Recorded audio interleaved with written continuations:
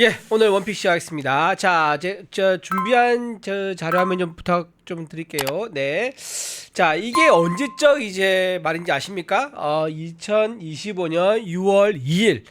오늘 6월 5일이죠. 투표하기 하루 전날인데요. 이날 이재명 이제 지금 대통령입니다. 이재명 당시 후보가 뭐라고 했냐면 국민의힘 의원도 내란으로 처벌하겠다. 라고 했습니다. 제가 당시 조선일보 기사입니다. 자, 밑에 기사 내용을 조금 확대해 주세요. 이재명 더불어민주당 대선 후보가 이제 12.3 비상경과 관련해 국민의힘 누군가 동조했다고 생각한다. 계엄에 책임 있는 사람들은 정부에도 엄청나게 숨어 있다. 이들이 확실히 처벌되도록 해야 한다라고 했고요. 이재명 후보는 당시 대선운동 과정에서 정치보복을 하지 않겠다면서도 내란 수사 의지를 열어놨다. 이런 가운데 이재명 후보는 이날 처벌 대상자 범위를 구체적으로 언급하자 집권 시 윤석열 정권을 겨냥한 대대적인 특검 수사를 예고했다. 그는 이날 윤석열 전 대통령에 대해 슬쩍 나오긴 했지만 다시 보내야지 라고도 했다고 합니다. 자, 이게 불과 며칠 전 기사인데요. 대통령 취임식 어제 있었죠. 취임식 때 했던 단어가 있습니다. 자주 했던 단어 뭐죠? 내란이라는 단어를 취임식에서 무려 몇 번 썼냐면 4번이나 썼습니다. 4번이나 썼고요. 그리고 나서 하루 뒤인 오늘 실제로 이제 민주당에서 법안 소위를 번개불에 콩뿌듯이 열어가지고요. 자기들끼리 법사위에서 전체 회의를 열어가지고 통과시켰고 오늘 본회의에서 또 통과시켰습니다. 그게 바로 내란 특검법입니다.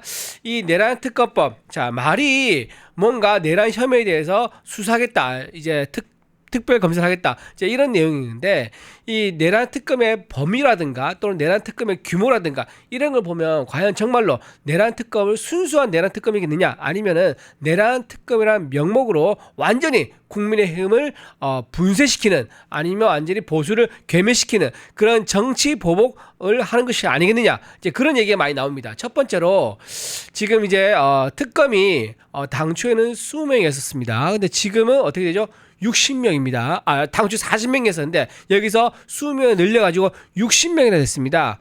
지난번에 최순실 사건 때 특검이 20명밖에 안 됐었거든요. 그때 엄청나게 많은 이제 수사를 하고 또 구속을 시켰는데 거기에 3배가 넘는 엄청난 수사 규모를 가지고 있다. 제가 보기에 이 60명을 전국에서 선발한 것도 보통 일이 아닐 겁니다. 자, 그렇게 해서 규모의 특검을 만들어서 이걸 어디에 쏟아볼 것이냐, 바로 국민의힘 의원들을 아주 개별적으로, 그러니까 그 특검 한 명당 지금 국회의원 수를 거의 2명씩 이렇게 수사를 해도 뭐 아주 내밀하게, 아주 깊숙하게, 아주 잔인하게 수사를 할 수 있는 거죠. 이렇게 특검 한 명이 국회의원 2명씩을 수사할 수 있는 그런 대규모로 만들었다라는 게 또 문제고요. 이렇게 해서 결국은 민주당에서 국민의힘 의원들을 체포 동의안을 발부를 시킬 것이고, 체포 동의안을 발부시켜서 결국은 어떻게 할 것이냐, 정당 위원 정당 이제 심판 제청까지 가는 그 코스를 가기 위한 첫 번째 단계로 내란 특검법을 이렇게 대규모로 만든 게 아니겠느냐. 이재명 후보가 불과 얼마 전에 대선 기간 내내 정치 보복 안 하겠다고 했지만 결국은 이제 투표 며칠 전에 국민의 힘도 내란으로 처벌하겠다라고 밝혔었고, 그게 지금 행동으로 옮겨지고 있다. 이제 국민들이 기대했던 민생과 경제 또는 통합 이런 것들은 전부 싹 다 들어가고 취임 첫날부터 바로 정치 보복에 들어갔다. 역시 우리가 예상한 대로 지금 이재명 정권이 칼을 흔들기 시작했다, 그렇게 보입니다. 예, 저도 같은 내용으로 원픽을 뽑았는데 우리 PD님 좀 띄워주시죠. 똑같은 내용입니다만은 오늘 사실상 그 어제 취임을 했으니까 이재명 대통령, 이재명의 첫 번째 이제 임기가 시작된 날을 해도 과언이 아닌데 첫 번째 날에 통과를 시킨 것이 3대 특검법과 검사징계법입니다. 3대 특검법이라는 것은 내란, 그다음에 이제 김건희 여사, 그리고 최병 특검법입니다. 그리고 검사징계법은 지금까지 검사를 징계할 수 있는 것은 검찰총장만 할 수 있는데 이제 법무부 장관도 하겠다는 것이죠. 즉 마음에 들지 않는 수사 검사에 대해서는 정권 차원에서 징계를 하겠다고 하는데 이렇게 되면 이재명을 수사한 검사들에 대해서는 이제 막 징계를 하니까 누가 이재명에 대해서 수사를 할 수 있겠습니까? 민주당에 대해서 수사를 할 수 있겠습니까? 이거야말로 정말 수사에 대해서 직접적으로 개입을 할 수 있는 그런 어떤 조항이라고 이제 생각이 들 수밖에 없는 것이죠. 그리고 좀 전에 우리 이준희 대변인 이야기한 것처럼 자, 이 3대 특검법에 있어서 문제가 뭐냐? 저는 한 세 가지 문제점을 꼽겠습니다. 첫 번째, 일단 본인이 이야기했던 통합 뭐 이런 이야기가 완전히 이제 거짓말인 것이 이제 자기 스스로 선언하는 것이죠. 국민 통합을 하기 위해서 어떤 걸 해야 됩니까? 일단 인사에 있어서 그런 어떤 통합인지 이렇게 해야 되는데 뭐 김민석 같은 사람을 국무총리로 했는데 이게 무슨 통합입니까? 그다음에 정권 어떤 보복이라든지 이런 것을 하지 않아야 되는데 이 3대 특검법의 내용은 명백히 정권 보복이 될 수밖에 없는 것이죠.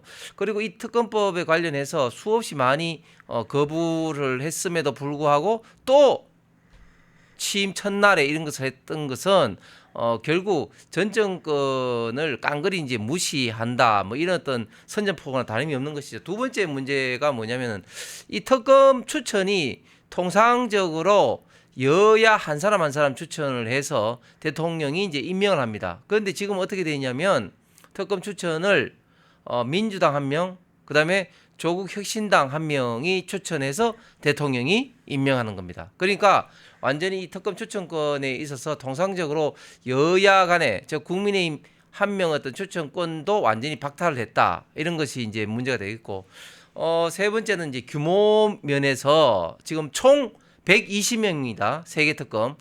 내란 특검이 60명. 그다음에 지금 김건희 여사 관련돼서 40명. 그다음에 최혜병 특검이 20명인데요. 그 120명 정도 규모가 어느 정도 규모냐면은 우리나라에서 최고 큰 검찰청이 서울중앙지검인데 서울중앙지검의 검사 수가 210명입니다. 그러니까 일선 검찰청의 거의 2배입니다. 그러니까 2개 일선 검찰청이 없어지는 거나 마찬가지죠. 그렇게 되면은 어떻게 되냐면은 도둑이라든지 뭐 사기라든지 이런 어떤 민생 어떤 수사 검사가 다 없어지는 겁니다. 그러니까 민생은 이제 돌보지 않겠다는 것이죠. 오로지 이제 검사들은 이제 정권 어떤 보복용으로 이제 해라 이런 이야기인데 저는 참 우리 국민의힘이 참 그동안 순진했던 것 같아요. 무슨 말인가 하면 그동안에는 이제 민주당이 야당이기 때문에 뭐 검찰을 뭐 활용을 못 하니까 특검을 이런 걸 했는데 근데 만약에 여당이 되면 과연 이제 특검법을 이렇게 빨리 통과시킬 거냐, 특검의 어떤 필요성이 있을 것이냐, 왜 검찰들을 자기들이 이제 이용을 하면 되니까. 자, 그런데 저희들 생각이 좀 순진했던 게 이게 특검이 딱 되면 이렇게 무자비하게 많은 검사들을 동원해서 요 사건만 딱 수사를 딱 시키니까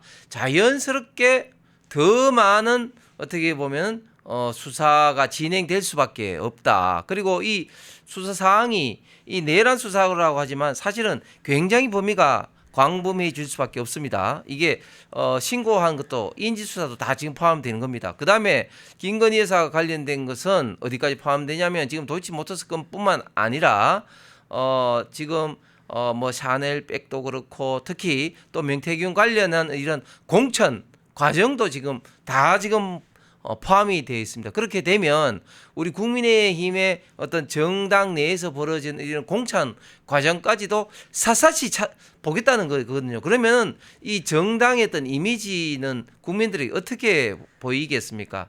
그런데 왜 이렇게 특검법을 이렇게 신속하게 했느냐? 저는 정권 보복도 있지만 결국은 이재명이 지금 사법 리스크 때문에 국민들로부터 있던 부정적인 이미지를 돌리기 위해서 결국 수사하는 과정에서 여러 가지 어떤 정보라든지 이게 나올 수밖에 없고 그래서 초반에 이재명 사법 리스크로 인한 어떤 부정적인 이미지를 돌리기 위해서 저는 이런 특검법을 이렇게 신속하게 그리고 광범위하게 조직을 해서 이렇게 지금 시작을 했는데 앞으로 진행되는 과정에서 굉장히 우려스러운 그런 일들이 많이 일어날 것 같습니다.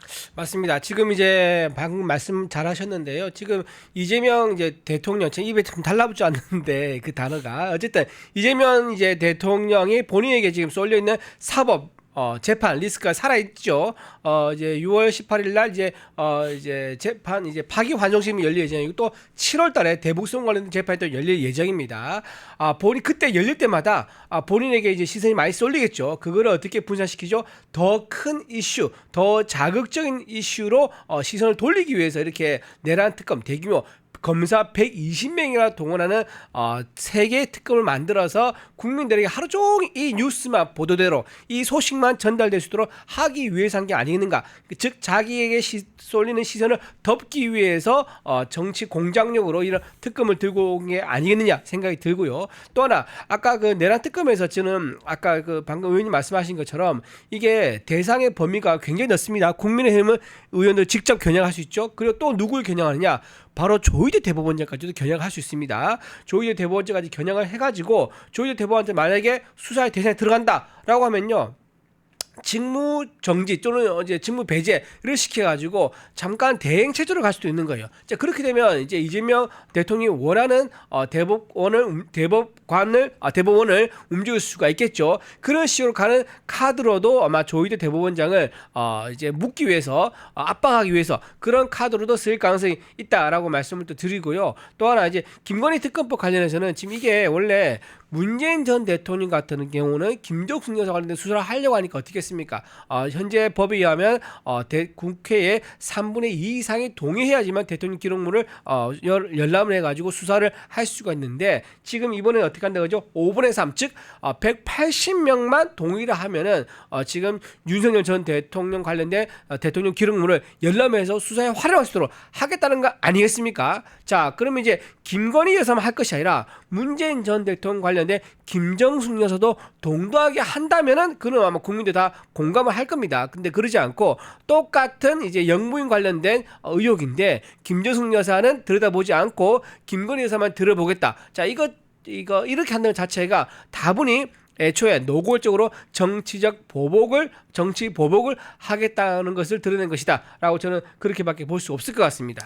아니 뭐 이제 이 특검이 이제 김건희 여사 관련된 특검이기 때문에 이제 김정숙 관련된 뭐 수사는 뭐 당연히 뭐 이 특검의 또 대상이 아니니까 뭐 사실은 뭐 우리가 정치적으로 뭐 공평하게 해라 이렇게 이야기할 수 있을지 모르겠지만 참 공허한 이야기일 수밖에 없겠고 앞으로 이런 어떤 사항들이 어디로 사실 불똥 튈지는 모릅니다.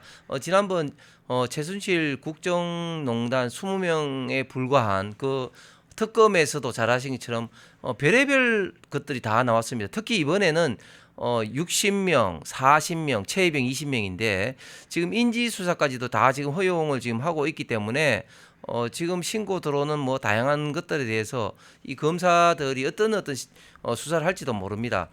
그런데다가 오늘 또 특별한 또 대법원 판결이 있었죠.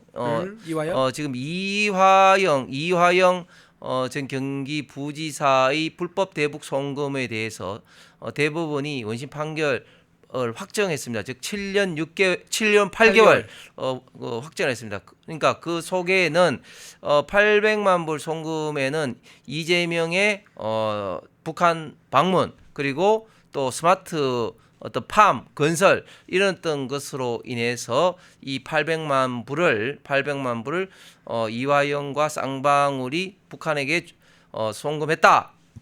이런 것이 지금 현재 그대로 이제 확정 판결이 났습니다. 자, 이렇게 확정 판결이 났다면요. 이제 남은 것은 뭐냐? 지금 이재명 대통령, 이재명과의 어떤 관계 여부인데 사실 이미 이화영 재판을 통해서도 이미 이재명하고 뭐 관계 있다는 많은 증거 자료 정인이 이미 있고 그리고 상식적으로 보더라도 부지사가 하고 있는 일을 지사였던 이재명이 모른다? 말이 안 되죠. 오히려 더 경기지사에게 더 많은 보고를 했을 거고 경기지사였던 이재명이 오히려 더 강하게 지시했을 수도 있을 겁니다. 그렇기 때문에 뭐 이거 삼척 동자도 뭐 이재명과 관련돼 있기 때문에 사실은 당연히 이제 이재명은 이제 재판에서 유죄의 가능성이 굉장히 많을 수밖에 없는데 이런 것들을 결국은 이제 압박을 가하기 위해서 재판 중지법을 지금 만들려고 하고 있고 또 대법원의 어떤 수도 대법관 수도 지금 14명에서 30명까지 뭐 이렇게 하려고 하고 있는 거 아니겠습니까? 거기다가 또 이런 어떤 부정적인 어떤 이미지를 희석하기 위해서 이런 어떤 3대 특검법을 이제 오늘 이제 발동을 해서 조만간 특검 임명이라든지 구체적인 어떤 절차가 진행될 건데 저는 이 사항을 보면서 참 안타까운 게 윤석열 우리가 정부 바뀌고 난 다음에 우리는 왜 그 이전에 좀 그러니까 정권 초기에 문재인 이재명에 대한 어떤 수사를 빨리 정강석화처럼 빨리 해치워지지 못했는지 참 좀 아쉽게 생각을 하고 그때 당시에 구체적으로 담당했었던 한동훈 그리고 이원석 검찰총장이 왜 이런 어떤 일을 하지 못했나 참 후회스럽습니다. 그렇죠. 그때 당시 한동훈 법무부 장관이었는데 개별 사건에는 이제 법무부 장관이 지휘를 할 수 없지만 이제 법원 행정청을 통해서 이제 수사의 속도, 재판의 속도에 대해서는 행정 지휘를 할 수가 있습니다. 근데 그것을 하지 않았다는 거, 그긴 소홀했다는 거. 그래서 시간을 질질 끄면서 생명을 연장할 수 있는 기회를 만들어줬던 거 정말 큰 패착이었습니다. 지금 민주당이 하는 거 보십시오. 취임한 그 다음 날 바로 본인들이 했던 말을 뒤집어가지고 정말 뻔뻔하게 정치 보복을 노골적으로 하고 있지 않습니까? 우리는 정치 보복이 아니라 당시에 정의를 실현하는 것이었음에도 불구하고 우리는 왜 이렇게 그때 더디게 느리게 우리가 했었을까? 정말 후회스럽고 정말 반성해야 될 부분이라고 생각을 합니다.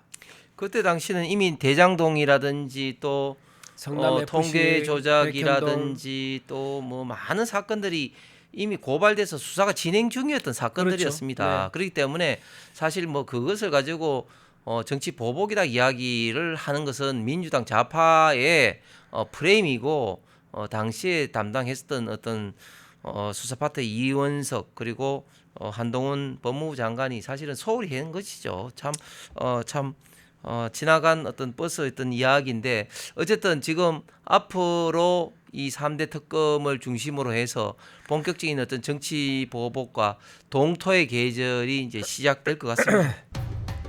예, 우리 이준 대변인부터 드럼통 네. 예. 준비한 했어. 화면 좀 부탁드리겠습니다. 자, 이번에 그 정말 오랜만에 다시 이제 새 정부에 대한 명칭이 등장했는데 이게 처음에 맨 처음 쓰기 시작한 정부가 YS죠. YS 문민정부, 그 다음에 국민의 정부, 그 다음에 참여정부까지 했었는데 그 다음 이명박 정부가 이제 들어서면서부터 따로 정부에 대한 별칭이 없었습니다. 그냥 이명박 정부, 이제 박근혜 정부, 이제 문재인 정부 이렇게 왔는데 윤석열 정부 이렇게 왔는데 다시 또 이재명 이제 대통령이 탄생을 하면서 새로운 별칭 정부를 쓰겠다라고 했어요. 그게 바로 뭐냐? 국민주권정부라고 이제 하는 거예요. 자, 여러분, 국민주권정부 이게 뭔가 좀 근사해 보이죠? 근데 이게 제가 보니까는 어디서 가져온 것 같아요. 어디서 뺏긴 것 같기도 하고요. 자, 어디서 그럼 뺏겼을까요? 제가 한번 여러분께 소개시켜 드리겠습니다. 그 다음 화면 띄워주세요.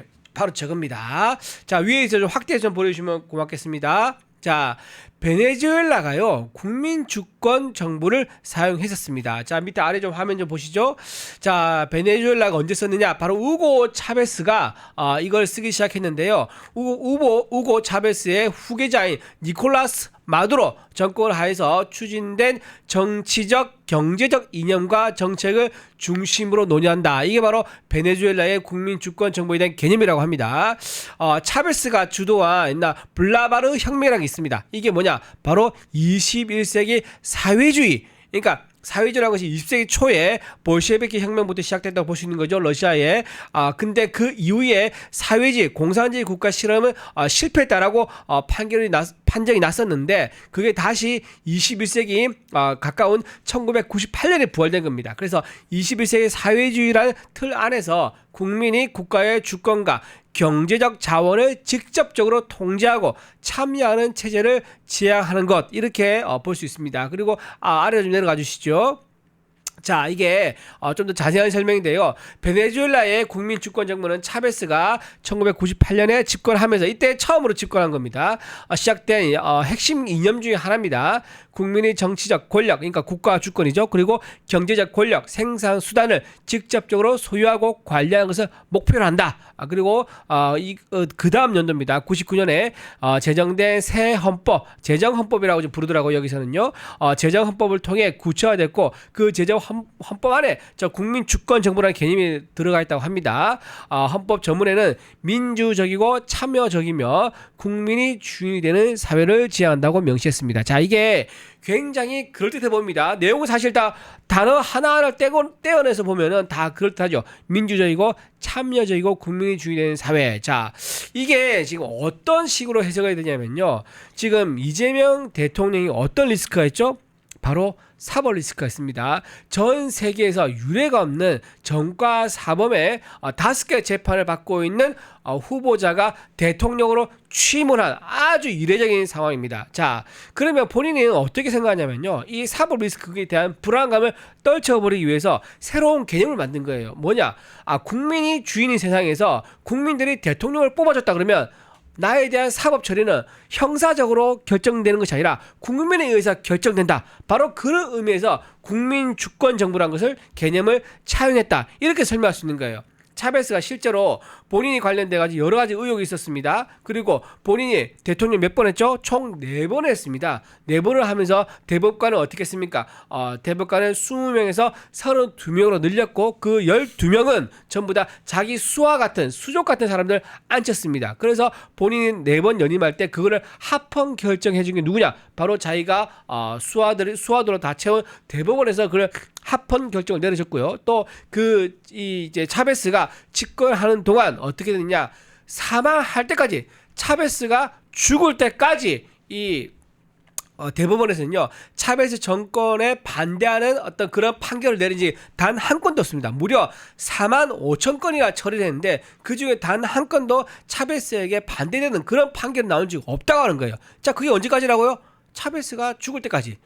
야, 바로 이게 무서운 겁니다. 차베스가 만든 개념이 국민 주권 정부. 그러니까 모든 것들이 국민에 의해서 대통령에게 위임이 된 거고 나는 국민을 대신해서 행동한 거기 때문에 내가 가지고 있는 의혹이라든가 내가 가지고 있는 판단이라든가 이런 것들은 법에 의해서 결정되고 법에 의해서 제동이 걸려지고 법에 의해서 처벌받는 거는 있을 수 없다. 이런 개념이라고 생각하면 됩니다. 그게 지금 우리나라에서 정말 참 황당하게도 21세기가 한참 지난 지금 이재명 정부에 의해서 실현되고 있다는 겁니다. 그래서 본인이 사법 리스크가 없다면 국민 주권이라는 저런 개념을 과연 들고 왔겠습니까? 저는 그러지 않았을 거라고 봅니다. 본인도 사법 리스크가 있고 배우자도 사법 리스크가 있고 아들도 사법 리스크가 있다 보니까 이렇게 국민이 뽑아준 대통령에 대해서는 사법 형사적인 처벌을 뛰어넘는 어떤 그 거의 신적인 권한을 가진 존재다. 이것을 이제 이론을 만들기 위해서 국민주권 정부라는 개념을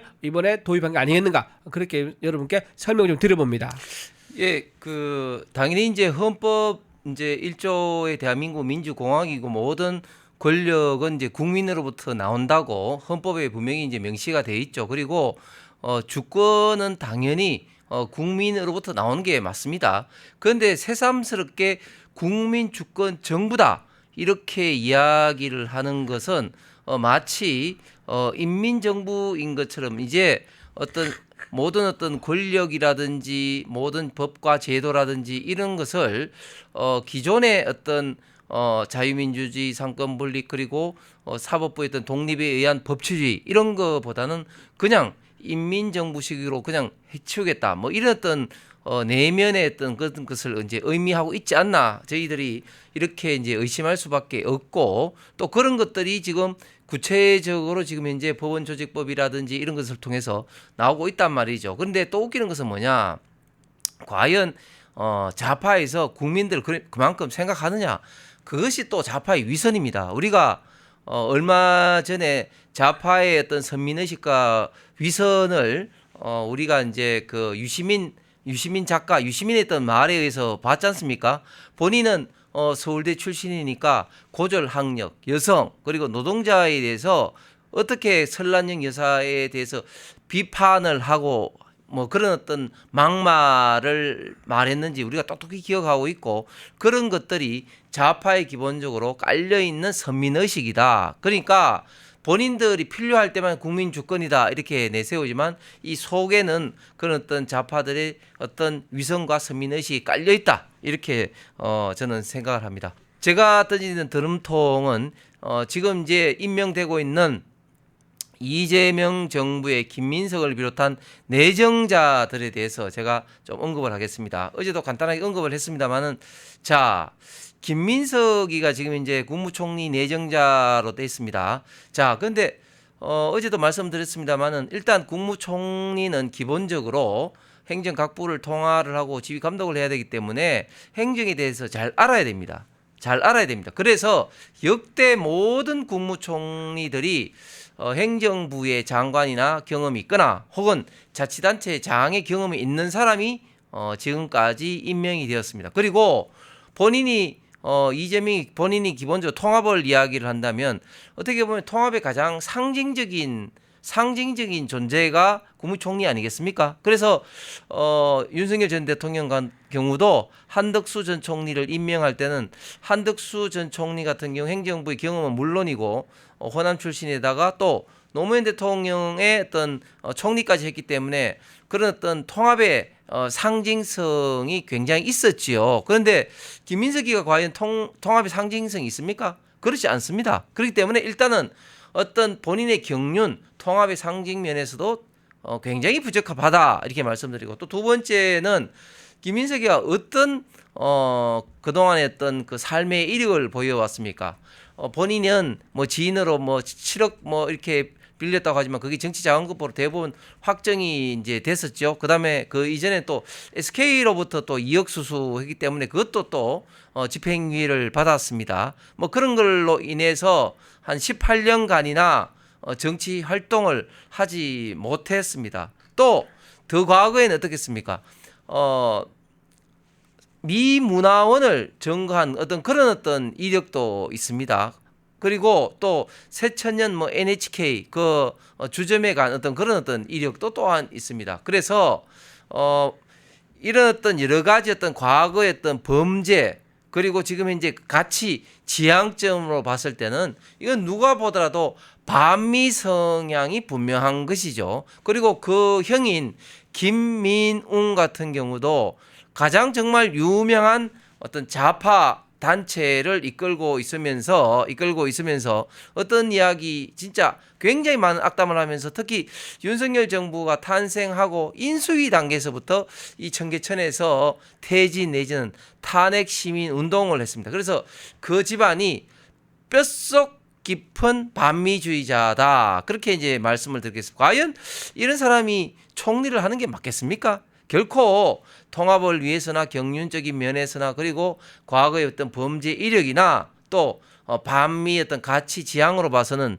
결코 저는 국무총리로서는 자격이 없다 이렇게 단언의 말씀을 좀 드리고 또 그 이후에 줄줄이 임명되는 사람들 보십시오. 지금 김남국이가 지금 이제 그 디지털 소통 비서관으로 또 임명이 됐고 또 희한한 사람들이 지금 많이 임명되고 있습니다. 본인의 어떤 변호사들도 지금 줄줄이 지금 임명시키고 있죠. 과연 이게 통합의 인사냐? 결코 그런 게 아니라 결국 본인에게 충성한 사람을 결국은 이제 끝까지 쓴다. 특히 이 대통령실까지 쓴다. 그래서 성남에서부터 본인의 수족이었던 김현지. 네. 김현지까지도 보좌관이었죠? 예, 지금 총무비서관인가요? 총무비서관으로 이제 내정됐습니다. 와, 시정님 총무비서관이라는 자리가요. 돈 만진 자리죠. 어떤 자리냐면 대통령실의 살림살이를 사실상 다 책임지는 굉장히 중요한 자리입니다. 맞습니다. 그런 어떤 자리에 이제 또 김현지를 지금 임명을 하는 겁니다.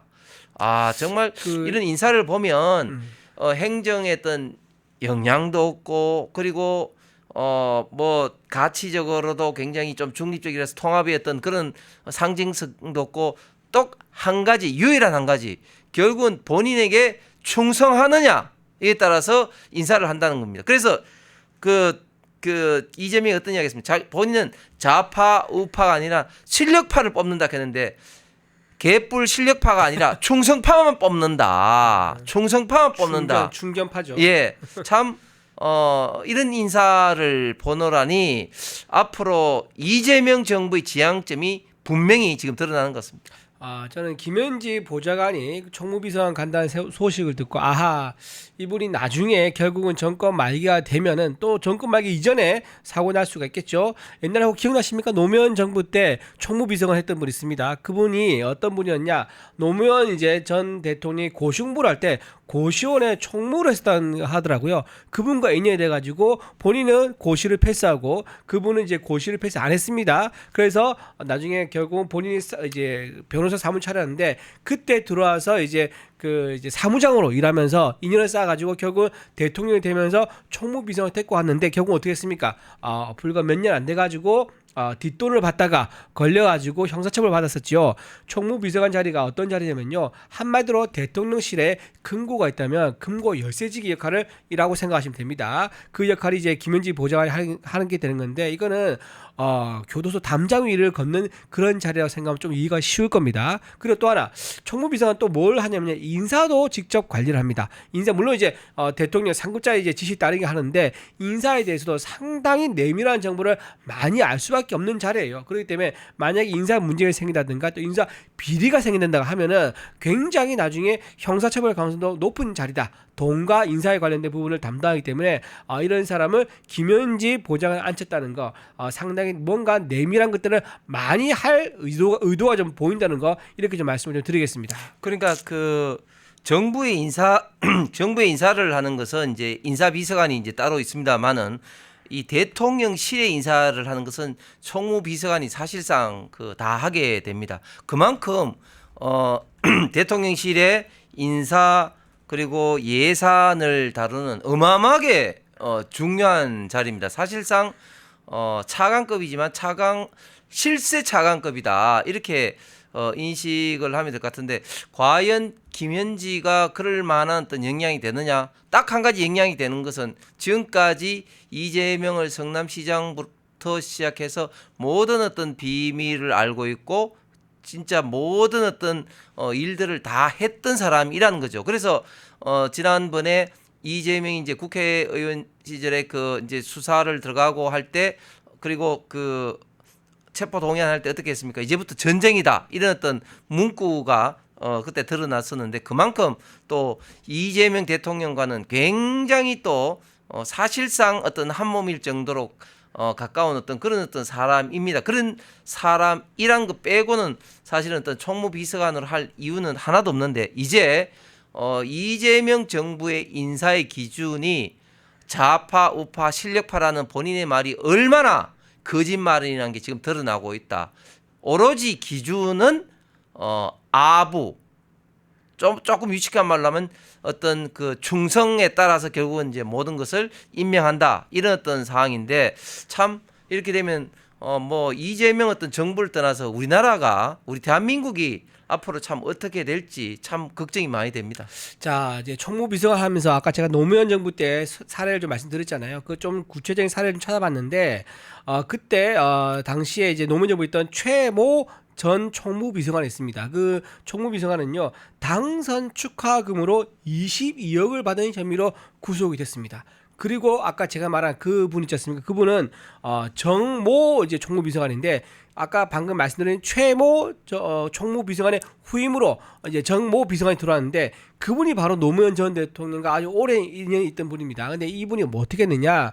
청와대 재직 중에 대통령 특수활동비 있지 않습니까? 대통령 특수활동비 약 12억 5천만 원을 횡령한 혐의로 나중에 구속을 당합니다. 그리고 박영차 유명하죠. 지금 기억 가물가물하신 분 계실 건데 박영차 이제 태광실업 회장으로부터 상품권 1억 원 상당과 3억 원 현금을 수수한 혐의로 이제 구속이 됐었죠. 자, 이런 식으로 청와대에 있는 총무비서관 자리는 돈과 이제 인사와 관련된 아주 핵심 요직이기 때문에 굉장히 위험한 자리다. 그래서 아주 자기 한테 충성도가 높은 사람 그리고 믿고 내밀한 얘기 사생활까지 모두 공유할 수 있는 사람을 보통 앉히는데 그런 사람의 김현지라는 이 김현지라는 분은 이제 이재명 대표가 성남시장이 되기 전부터 성남에서 사회 시민단체 활동하던 활동가의 관계에서 만났다고 합니다. 그런 분을 앉혔다. 상당히 이 자리에서 저는 주목할 필요가 있다라고 생각합니다.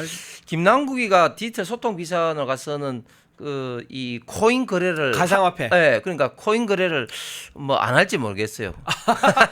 맞네. 디지털이니까 또 그럴 수 있겠죠. 지금 디지털로 재산이 지금 100억 있다는 얘기도 그때 당시 있었지 않습니까? 뭐 그런데 그 김남국이가 예를 들어서 그때 상임 같이 계셨었나요? 아니요 저는 없었습니다. 근데 과연 그렇게 당시에 국민들로부터 많이 지탄을 받았는데 그렇죠. 네.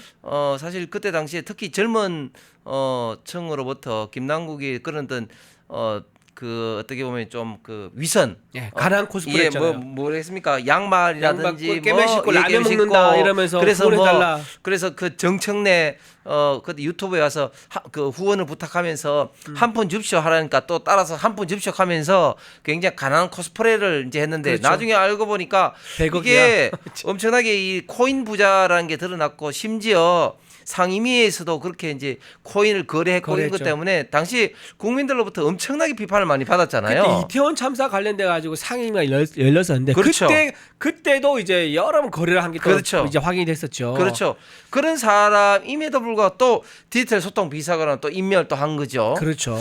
그래서 결론은 이제 이재명 정부는 국민으로부터 지탄을 받던 능력이 있던 뭐 그런 게 중요한 게 아니다. 자냐 우냐 실력파 그런 게 아니라 어떤 문제가 비리가 있고 실력이 없더라도 본인에게 충성한 사람은 무조건 쓰겠다. 이런 어떤 인사 기준을 이제 명백하게 아주 국민들에게 정확하게 보여줬다.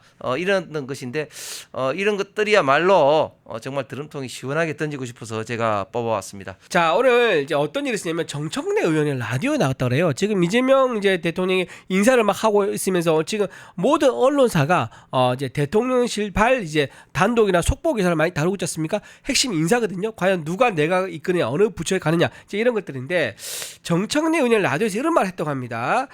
이재명 대통령이 하는 인사는 다 옳습니다. 라는 말을 했다고 그래요. 자, 지금 정청래 의원이 노리고 있는 게 뭐죠? 지금 당권을 노리고 있습니다. 누구랑 같이? 박찬대 의원이랑 같이 당권을 노리고 있는 사람이 2명 정도 된다고 꼽히는데 그게 지금 정청래 의원과 박찬대 의원이라고 합니다. 자, 그래서 그런지 갑자기 정청래 의원이 방송에 나와가지고 참 국민 여러분 좀 듣기에도 너무 참 말이 안 되고 좀 황당하지 않습니까? 어떻게 모든 인사가 다 오를 수가 있습니까? 이건 무슨 신입니까? 아니 신의 사제들도 신한테 그런 말 이미 신의 못하겠어요. 사제가 됐잖아요. 민주당이 그런가 아버지고. 보네 진짜. 네. 정말 신의 사제라고 철떡같이 믿는 모양입니다. 그래서 어쨌든 정청래 의원이 이런 말을 라디오 중에 생방송 중에 했다는 거예요. 그래서 저는 이런 충성 경쟁 나에게 당권을 준다 그러면 나는 이재명 대통령 하는 모든 것을 옳다고 믿고 또 옳다고 생각하고 당을 잘 거기에 맞춰서 끌어다 주겠다. 이제 그런 신호를 주는 것 같아요. 자, 이렇게 충성을 넘어서 맹종에 가까운 이런 이제 인사들만 이재명 대통령 옆에 두겠다. 자, 이런 이제 지금 그 그림이 보이는데 자, 이렇게 돼서 잘 된 경우가 있습니까 없습니까? 권력, 모든 권력의 정점에 있는 최고 권력자에게 자기에 대한 어떤 그 쓴소리라든가 또는 듣기 싫은 말을 하는 사람은 전부 다 배제하고 이렇게 맹목적인 충성을 하는 사람, 맹종한 사람들만으로만 채워온다 그러면 그 권력은 오래가지 못합니다. 결국은 스스로 이제 짜부러지거나 거꾸로지는 그런 상황이 생길 수밖에 없는 거죠. 저는 취임덕이라고 그러나요? 취임하자마자 레임덕이 왔다는 것을 취임덕이라고 그러는데 야, 취임덕의 첫 사례를 이재명 대통령이 만드는 게 아닌가라고 생각해서 정청래 의원의 이 말을 제가 오늘 꼽아봤습니다. 예, 지금 이재명이 지금 이제 대통령으로 당선되고 난 다음에 지금 국제적으로 우리 대한민국의 국격이 얼마만큼 지금 추락하고 있냐면 우리 전통적인 우방 국가들로부터 공식적인 어떤 축하 멘트도 지금 나오고 있지 않습니까? 그렇죠. 네, 맞아요. 미국으로부터 나오고 있지 않습니다. 네. 미국부터 백악관에서 백악관 대변인이 기자 질문할 때 한미 동맹 관계는 변함이 없다고 이야기는 했지만 또 아주 예외적인 이야기했죠. 민주주의 국가들에 대해서 중국의 어떤 개입에 대해서 단호하게 반대한다 이런 어떤 이야기를 했습니다. 네. 참 전통적인 우방 국가로서는 굉장히 좀 특이하게 지금 이제 집권 초기 취임 초기에 멘트를 하고 있는 거죠. 심지어 트럼프 대통령과 지금 전화 통화를 못 하고 있습니다. 그런데 강유정 대변인이 어떤 이야기를 했느냐? 통화를 못 하고 있는 것에 대해서 시차 때문이라고 합니다. 시차. 이게 말이 됩니까? 그럼 시차 때문에 그렇다면 뭐 앞으로도 그럼 영원히 못 할 겁니까? 그런데 윤석열 전 대통령이 할 때는 당일날 그것도 취임한 지 얼마 되지도 않아서 대번에 통화를 했습니다. 이렇게 통화를 하고 있지 못하고 있다. 자, 왜 그런가? 앞으로도 저는 굉장히 미국에서 지금 이제 우려스러운 어떤 인식으로 바라볼 겁니다. 왜? 일단 대통령으로 된 이재명 같은 경우 잘 아시는 것처럼 일단 대북 송금 확정이 오늘 이화영 불법 대북 송금 확정이 됐잖아요. 거기에 대해서 지금 어떤 이야기를 많이 하고 있습니까? 그 이전에 그 많은 어떤 미국의 언론에서 결국은 이 사안은 그 북한에 800만 불 보낸 사안은 유엔 제재 대상이다. 유엔 제재를 정면으로 위반한 것이다. 이런 식으로 영킴 하원 의원이라든지 많은 미국에서 비판을 했습니다. 이재명 대통령 자체가 이런 문제가 있는 거예요. 그다음에 또 어떻게 했습니까? 그동안 어떤 발언들을 보면 한반도의 2차 대전 이후에 진주한 어떤 미군을 미점령군이라는 어떤 그런 어떤 표현을 하고 또 중국에 대해서는 뭐 끝없이 셰시하는 어떤 그런 어떤 걸 잘 알고 있기 때문에 이재명 대통령에 대해서 굉장히 지금 현재 곱지 않은 시선을 바라보고 있다. 또 좀 전에 이야기했습니다만은 총리 내정자 지금 김민석 같은 경우는 미 문화원을 점거하는 그런 이력도 있는 것이죠. 그다음에 민주당 자체적으로 보더라도 1차 윤석열 전 대통령 탄핵 안에 미일 가치 외교로 인해서 뭐 탄핵을 하는 그런 어떤 시도도 하지 않았습니까? 그렇기 때문에 지금 미국의 조야는 굉장히 이재명 대통령 그리고 이재명 정부에 대해서 곱지 않은 눈으로 바라보고 있고 그래서 아직까지 통화를 하지 못하고 있는데 이런 것들이 앞으로도 계속해서 지속될 가능성이 많다. 그래서 그 영향력으로 철강 그리고 조선. 알미늄에 대해서 어제 이 품목별 관세에 50%나 지금 관세를 때렸습니다. 50%나. 앞으로 이 철강 이 품목별 관세 이거를 극복하지 못하면 사실상 우리 대한민국 철강 알미늄 산업에는 치명적인 타격을 갈 수밖에 없는 그런 어떤 지금 관계가 지금 형성되고 있는 겁니다. 그렇죠. 예. 또 이재명 이제 대통령이 지난번 했던 말이 있죠. 한미일 군사 훈련을 동해에서 했더니 이거 뭐라고 했습니까? 극렬한 친일 행위다라고 하면서 군사 훈련을 나라를 팔아먹는 행위에 이제 비유를 했었습니다. 그리고 어제부터 좀 이제 이재명 대통령과 미국과의 불편한 관계가 나타났었죠. 이재명 이제 대통령이 취임 선서하는 그 장소에 주한미 대사관, 주한미군 사령관이 참석을 안 했습니다. 이게 굉장히 의미가 있는 게요. 지난번에 문재인 대통령은요 취임 선서를 똑같이 했었는데 그때는 주한미 사령관이 참석을 했다고 해요. 근데 이번에는 주한미 사령관이 참석 안 했다고 합니다. 아마 우리나라에서 초대를 아마 하긴 했을 겁니다. 하긴 했을 건데 본국에 어떻게 해야 되느냐라고 물어보고 본국에서 대답을 안 했거나 본국에서 참석하지 말라는 의사를 아마 줬을 가능성이 있어 보입니다. 왜냐하면 트럼프 대통령이 가지고 있는 생각은 기본적으로 이재명 이제 대통령을 친중 행보를 할 가능성이 높다. 왜냐? 균형 외교라는 말을 쓰고 있거든요. 균형 외교라는 것은 무슨 말이냐? 미국과의 동맹 거리에서 이탈하겠다. 좀 더 멀어지겠다라는 것의 의미를 당연히 담고 있는 겁니다. 그러다 보니까 그러면 내가 굳이 통화를 한다면 이게 어떻게 대한민국 국민들에게 이용당하거나 또는 보여지지 않은 거예요. 내가 전화 통화를 하는 거 행위 자체만으로도 이재명한테 뭔가 힘을 실어주는 행위가 될 수 있구나라는 거를 이제 트럼프 대통령이 눈치를 챈 거죠. 그렇기 때문에 이용당할 수 없다. 그리고 이재명 대표의 진짜 속내를 빨리 정리해서 나한테 확인을 해줘라. 실무진끼리는 적어도 그렇게 하면 내가 통화를 하면 하겠다. 그런 입장이 아니겠는가 생각이 들고요. 영국에서 경제지 굉장히 유명한 글로벌 경제지가 이렇게 얘기했습니다. 작년 12월에 이재명 당시 이제 야당 대표였죠. 이재명 민주당 대표한테 뭐라고 했냐면 좌파 선동가 이코노미스트죠. 네네. 이코노미스트죠. 네. 좌파 선동가라는 단어를 썼었습니다. 레프트 파이어 브랜드인가 이제 이렇게 이제 단어를 써서 그랬는데 전 세계 글로벌하게 지금 보는 우리나라 지금 대통령의 이제 이미지는요. 좌파 선동가이고 사회주의 정책에 굉장히 가깝고 우파와 또는 자유시장과 이런 것과 좀 거리가 있는 지도자다. 그래서 굉장히 우려를 나타내고 있는 그런 시각이 글로벌한 공통적인 시각이라는 거 이게 지금 드러나고 있습니다. 미국도 그렇고 영국도 그렇고 좀 그래서 지금 트럼프가 아직까지 통화를 안 하고 있다는데 이거는 시차라는 것은 제가 보기에는 말도 안 되는 얘기고요. 이거는 트럼프 대통령이 피하고 있다 그렇게 봐야 될 것 같습니다. 근데 조금 전에 댓글 게시판에 영국으로부터는 축하 전화가 왔다고 합니다. 영국으로부터 왔다고요? 권영국 씨로부터 왔다고 합니다. 아니 깜짝이야. 야 재치 있네. 야 맞습니다. 권영국 씨한테. 예, 이렇게 참 이 대통령이 바뀌니까 국격이 이렇게 참 떨어지나 하는 이런 어떤 참 위기 의식을 지금 많이 가지고 있습니다. 우리 윤석열 전 대통령 때 민주당이 어떻게 했습니까? 대통령실 인사에 대해서 행정관 한 명 임명하는 것도 그게 뭐 무슨 라인이니 뭐 하면서 얼마나 비판을 많이 했습니까?